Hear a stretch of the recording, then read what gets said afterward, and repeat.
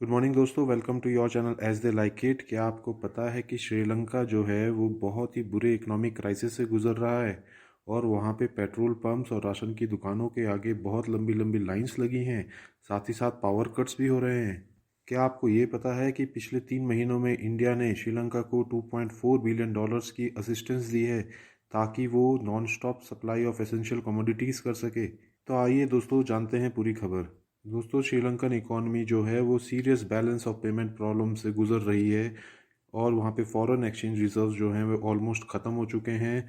साथ ही साथ उनके पास कुछ पैसे नहीं हैं इंपोर्ट करने के लिए एसेंशियल गुड्स। जो श्रीलंका है वो अपनी डेट्स भी पे नहीं कर पा रही है। तो दोस्तों, यहाँ पे क्वेश्चन ये उठता है कि आखिर इसके रीजंस क्या हैं इकोनॉमिक क्राइसिस के।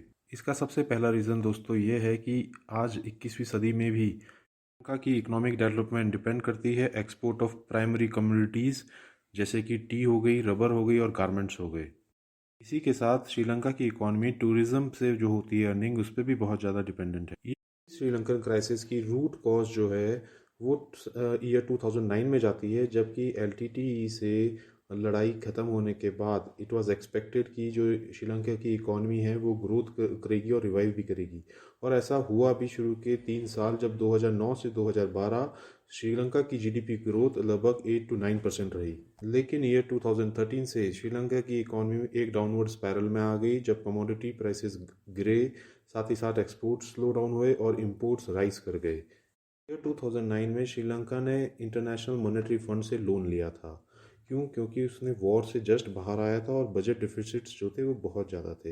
ये लोन उसको आईएमएफ ने इस कंडीशन पे दिया था कि वो अपने बजट डिफिसिट्स को 5% ऑफ द जीडीपी तक ले आएगा बाय 2011।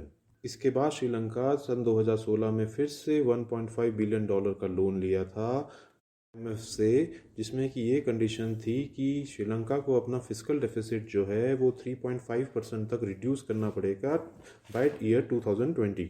इसी के अलावा कुछ और कंडीशनैलिटीज़ भी थी, जैसे कि टैक्स रेट और टैक्स पॉलिसी और टैक्स एडमिनिस्ट्रेशन को रिफॉर्म करना, कंट्रोल ऑफ एक्सपेंडिचर करना, साथ ही साथ फ्लेक्सिबिलिटी इन एक्सचेंज रेट्स करना, इम्प्रूवमेंट ऑफ कॉम्पिटिटिवनेस करना और free environment for foreign investment देना। इन आईएमएफ कंडीशनैलिटीज़ के चलते श्रीलंका की इकोनॉमिक हेल्थ जो है वो बहुत बुरी हो गई।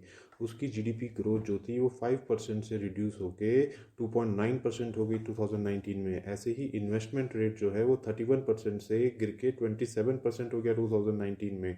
सेविंग रेट जो है वो 29% से 24% हो गया 2019 में। और गवर्नमेंट के रिवेन्यूज़ जो हैं वो श्रिंक कर गए 14% ऑफ द जीडीपी इन 2016 में to 12% of the GDP in 2019 में। इसके बाद 2019 में श्रीलंका को दो ऐसे शॉक्स लगे जिससे कि उसकी इकॉनमी जो है पूरी तरह से बिखर गई। इसमें पहला था ईस्टर बॉम्ब ब्लास्ट, जो कि अप्रैल 2019 में हुआ था चर्चेज ऑफ कोलंबो, जिसमें कि बहुत लोग मारे गए थे। इससे वहाँ की टूरिज़्म जो इंडस्ट्री थी वो बहुत इफ़ेक्ट हुई और उसके फॉरेन एक्सचेंज रिजर्व्स भी बहुत ज़्यादा इफेक्ट हुए। और इसी के बाद नवंबर 2019 में न्यू गवर्नमेंट आई गोटाबाया राजपक्षे की, जिसने कि बहुत सारे ऐसे वादे किए जैसे कि लो टैक्स रेट और बहुत सारी फ्री की चीज़ें देने की कैंपेन में वादे किए, जो कि उसको पूरे करने पड़े। इसी के चलते न्यू गवर्नमेंट ने कई सारे टैक्सेस को जो है ख़त्म कर दिया और बहुत सारे टैक्स रेट्स जो हैं वो स्लैश कर दिए। जो वैल्यू एडेड टैक्स था उसके रेट्स 15% से 8% तक रिड्यूस कर दिए गए। एनुअल इनकम जो थ्रेशोल्ड था पर्सनल इनकम टैक्स का वो 5 लाख से लेके 30 लाख तक कर दिया गया। रिपोर्ट्स की माने तो लगभग 33.5% डिक्लाइन हुआ रजिस्टर्ड टैक्स पेयर्स में, और इसी के चलते लगभग 2% गिरावट हो गई जीडीपी में। और साथ ही साथ जीएसटी और वैट के रिवेन्यूज़ जो हैं वो लगभग हाफ हो गए। इसी के बाद दोस्तों अर्ली 2020 में कोविड-19 पैंडमिक आ गया, जिसके कारण सारे एक्सपोर्ट्स इफेक्टेड हो गए और साथ ही साथ गवर्नमेंट की एक्सपेंडिचर भी बढ़ गया।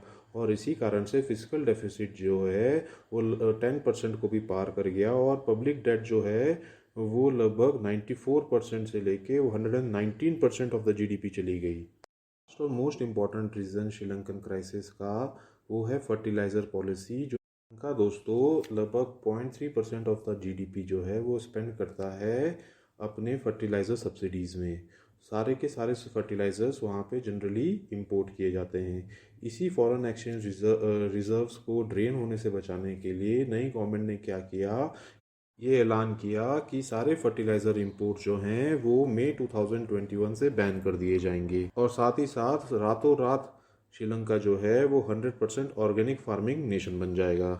इसी के बाद दोस्तों जब वहाँ पे खूब प्रोटेस्ट हुई फार्मर्स की, एग्रीकल्चर साइंटिस्ट ने कहा और बहुत ज़्यादा इसके नुकसान दिखाई देने लगे, तब ये पॉलिसी नवंबर 2021 में विड्रॉ कर ली गई। लेकिन तब तक बहुत देर हो चुकी थी और एग्रीकल्चर प्रोडक्शन बहुत ज़्यादा गिर गई, इंपोर्ट्स करने के लिए पैसे नहीं रहे और इसी कारण इन्फ्लेशन जो है वो लगभग 17% पहुंच गया फरवरी 2022 में। तो दोस्तों ये था हमारा एनालिसिस श्रीलंकन इकोनॉमिक क्राइसिस का। ये आपको पसंद आया हो तो हमारे चैनल को लाइक एंड सब्सक्राइब करें, साथ ही साथ टेलीग्राम और इंस्टाग्राम से भी जुड़ें जहाँ पे कि हम free questions, free PDF, free notes देते हैं। Thank you.